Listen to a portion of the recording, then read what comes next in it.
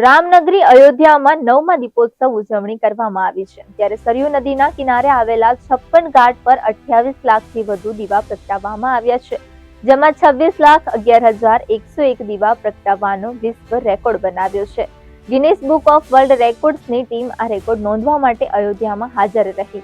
અગાઉ ઉત્તર પ્રદેશના મુખ્યમંત્રી યોગી આદિત્યનાથ અયોધ્યા પહોંચ્યા હતા. તેમણે રામકથા પાર્ક હેલીપેડ પર પુષ્પક વિમાન જેવા હેલિકોપ્ટરમાંથી રામ, લક્ષ્મણ, સીતા અને હનુમાનજીના સ્વરૂપોનું સ્વાગત કર્યું હતું. રામ અને જાનકીની પ્રાર્થના સાથે ભારત મિલાપ સમારોહ યોજાયો હતો. મુખ્યમંત્રી યોગી આદિત્યનાથે રામકથા પાર્કના મંચ પર શ્રી રામનો રાજ્યાભિષેક કર્યો હતો.